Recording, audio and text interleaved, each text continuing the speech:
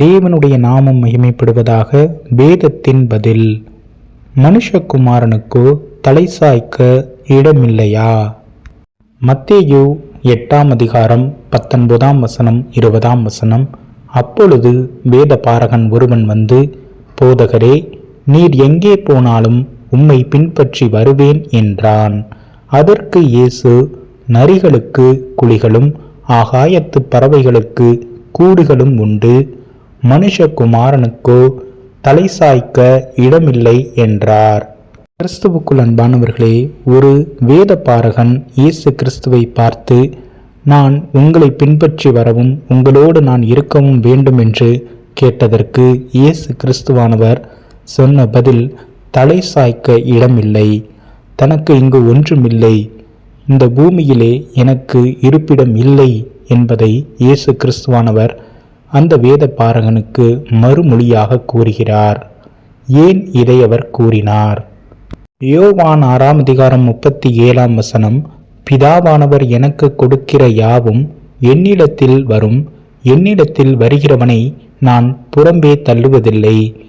கிறிஸ்துவுக்குள் அன்பானவர்களே, இயேசு கிறிஸ்துவானவர் சொன்ன வார்த்தையில் என்னிடத்தில் வருகிறவனை நான் புறம்பே தள்ளுவதில்லை என்று கூறுகிறார்.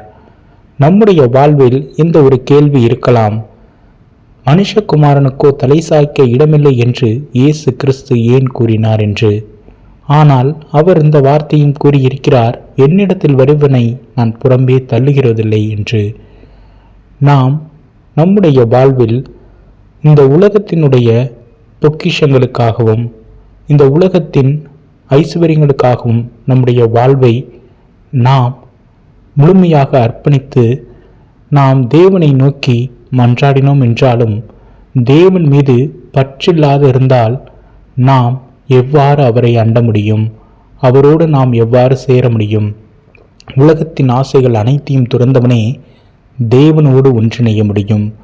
இயேசு கிறிஸ்துவானவர் சொல்லுகிறார், நான் என்னை அண்டிக் கொள்ளுகிறவர்களை நான் புறம்பே தள்ளுவதில்லை என்று சொன்னவர் ஏன் மனுஷகுமாரனுக்கோ தலை சாய்க்க இடமில்லை என்று சொன்னார் என்று நாம் பார்ப்போம் என்றால், இயேசு கிறிஸ்துவானவர் யூதா கோத்திரத்தில் பிறந்தவர். யூதர்களின் முறைமையின்படி தலை வணங்கி வரவேற்று அவர்களுக்கு விருந்தோம்பல் செய்ய வேண்டும். கால்களை கழுவி அவர்களை அமரச் செய்து அவர்களுக்கு விருந்துகள் கொடுக்க வேண்டும் என்பது யூதர்களின் கலாச்சாரம் முறைமையாகும். இவ்வாறாக அந்த வேத பாரகன் இயேசுவினிடத்தில் கேட்ட கேள்விக்கு மனுஷகுமாரனுக்கோ தலை சாய்க்க இடமில்லை என்றார். ஏன்? அவர் இந்த பூலோகத்திற்குரிய வாழ்க்கையில் இல்லை, தன்னை அனுப்பினவர் பிதா என்பதை அவர்களுக்கு சொல்லவும், அவருடைய பிதாவின் வீடு பரலோகத்தில் இருக்கிறது என்பதை சொல்லவுமாக மனுஷகுமாரனுக்கோ தலை சாய்க்க இடமில்லை என்றார். நாம் இந்த ஆதியாகமத்தில் 18ஆம் அதிகாரத்தின் மூலம் காணும் பொழுது 2ஆம் வசனத்தில் ஆபிரகாம் எதிர்கொண்டு ஓடி தரை மட்டும் குனிந்தான் என்று நாம் வாசிக்கிறோம். அதுபோல அவர்களுடைய கால்களை கழுவி அவர்களை ஓய்வு எடுக்குமாறும் மரத்தில் சாய்ந்து கொள்ளுமாறும் சொல்லுகிறான். விருந்தோம்பல் செய்தான் என்று நாம் அதற்கு அடுத்த வசனங்களை பார்த்தோம் என்றால் நமக்கு தெரியும். 1 ராஜாக்கள் 2ஆம் அதிகாரம் 19ஆம் வசனத்தில் நாம் காணும் பொழுது, ராஜாவாகிய சாலமோன் தன்னுடைய தாய்க்கு ஒரு ஆசனத்தை அமைத்து அவர்களை அமரச் செய்தான். இந்த விருந்தோம்பலின் பண்பு அந்த யூதா கோத்திரத்தில் உள்ள அனைவருக்கும், இந்த யூதர்களுக்கு அனைவருக்கும் உண்டு. தன்னிடத்திற்கு வருகிறவர்களுக்கு அவர்களுடைய கால்களை கழுவி அவர்களை தலை சாய்த்து தரை மட்டும் குனிந்து வணங்கி அவர்களை வரவேற்று அவர்களை அமரச் செய்து அவர்களுக்கு விருந்தோம்பல் செய்தார்கள் என்று இந்த வேத பாரகன் கேட்கும் பொழுது, தன்னுடைய வீடு பரலோகத்தில் இருக்கிறது, அதனால் தான் அந்த வேத பாரகனுக்கு தலை சாய்த்து அவனை அழைக்க இந்த பூமியில் இந்த உலகத்தில் இடமில்லை என்பதை சுட்டிக்காட்டவே மனுஷகுமாரனுக்கோ தலை சாய்க்க இடமில்லை என்று இயேசு கிறிஸ்துவானவர் கூறுகின்றார். தேவனுடைய ராஜ்யம் 2 கொரிந்தியர் 5ஆம் அதிகாரம் 1ஆம் வசனம். பூமிக்குரிய கூடாரமாகிய நம்முடைய வீடு அழிந்து போனாலும் தேவனால் கட்டப்பட்ட கைவேலை அல்லாத நித்திய வீடு பரலோகத்திலே நமக்கு உண்டென்று அறிந்திருக்கிறோம். கிறிஸ்துவுக்குள் அன்பானவர்களே, நம்மை உண்டாக்கின தேவன், நம்மை தெரிந்து கொண்ட தேவன், நமக்காக அவர் நித்திய வீடு பரலோகத்திலே நிச்சயமாக நம்மை அழைத்துச் செல்ல அவர் உண்டாக்கி வைத்திருக்கிறார். தேவனால் கட்டப்பட்ட கைவேலையல்லாத நித்திய வீடு நமக்கு பரலோகத்திலே உண்டு. யோவான் 14ஆம் அதிகாரம் 2ஆம் வசனம், என் பிதாவின் வீட்டில் அநேக வாசஸ்தலங்கள் உண்டு, அப்படி இல்லாதிருந்தால் நான் உங்களுக்கு சொல்லியிருப்பேன், ஒரு ஸ்தலத்தை உங்களுக்காக ஆயத்தம் பண்ண போகிறேன்.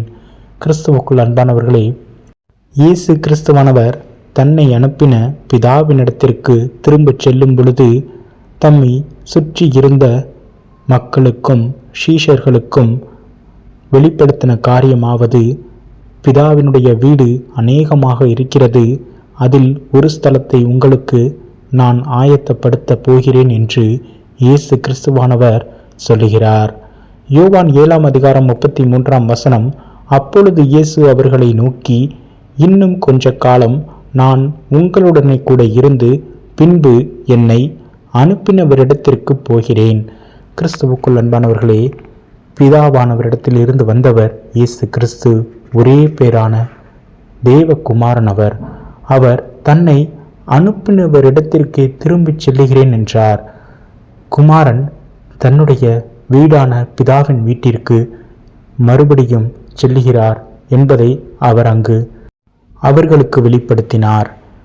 சென்றவர் நிச்சயமாக திரும்ப வருவாரா? நம்மை அழைத்திருக்கிறாரா? பிதாவின் நித்திய வீட்டிலே நம்மை சேர்ப்பாரா? நம்மை தலை சாய்த்து அழைத்தார் இயேசு. யோவான் 19ஆம் அதிகாரம் 28ஆம் வசனம் தொடங்கி 30ஆம் வசனம் வரை நாம் பார்க்கும் பொழுது, அதன் பின்பு எல்லாம் முடிந்தது என்று இயேசு அறிந்து வேத வாக்கியம் நிறைவேறத்தக்கதாக தாகமாயிருக்கிறேன் என்றார். காடி நிறைந்த பாத்திரம் அங்கே வைக்கப்பட்டு இருந்தது. அவர்கள் கடற்காளானை காடியிலே தோய்த்து ஈசோப்பு தண்டில் மாட்டி அவர் வாயினிடத்தில் நீட்டி கொடுத்தார்கள். இயேசு காடியை வாங்கின பின்பு முடிந்தது என்று சொல்லி தலையை சாய்த்து ஆவியை ஒப்புக் கொடுத்தார். கிறிஸ்துவுக்குள் அன்பானவர்களே, சீஷர்களுக்கு கால்களை கழுவினவர் சிலுவையில் அறையும் பொழுது நம்முடைய பாவங்களை தம்முடைய தூய இரத்தத்தினாலே கழுவி தம்முடைய தலையை சாய்த்து நம்மை பிதாவினுடைய நித்திய வீட்டிற்கு அழைத்து சென்ற இயேசு கிறிஸ்துவான தேவ குமாரனான ஒரே பெயரான குமாரனை மறுதலிக்காமல் அவரை நாம் பற்றி கொள்வோம். தலை சாய்த்து நம்மை அழைத்திருக்கிறார். மனுஷகுமாரனுக்கோ பூமியில் தலை சாய்க்க இடமில்லை. ஆனால் நம்மை அவர் பிதாவோடு ஒன்றிணைக்கவும் பிதாவின் நித்திய வீட்டில் சேர்க்கவும் சிலுவையிலே தலை சாய்த்து தம்முடைய ஆவியை ஒப்புக் கொடுத்தார். இயேசு கிறிஸ்துவானவர் உயிர் தெழுந்தார், நிச்சயம் வருவார், நம்மை பிதாவினுடைய வீட்டில் சேர்ப்பார், அழைத்துச் செல்வார். நம்முடைய கண்கள் அதை காணும். நாமும் நித்திய வீட்டில் பிதாவோடு ஒன்றிணையத்தக்கதாக தலையை சாய்த்தார், நம்மை அழைத்தார், நம்மை ஒப்புரவாக்கினார் பிதாவோடு.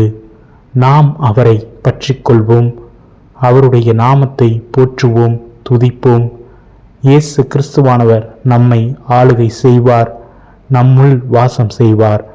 நம்முடைய அனைத்து காரியங்களையும் இயேசு கிறிஸ்துவின் நாமத்தினாலே பிதாவினிடத்தில் ஏறெடுப்போம்.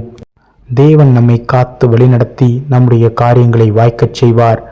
இயேசு கிறிஸ்துவின் நாமத்தினாலே நிச்சயம் ஜெயம் எடுப்போம், உலகத்தை ஜெயிப்போம், பிதாவோடு ஒப்புரவாவோம், நித்திய வீட்டில் சேர்வோம். தலை சாய்த்து அழைத்தார் இயேசு. ஆமீன். ஹல்லேலூயா. ஆமீன்.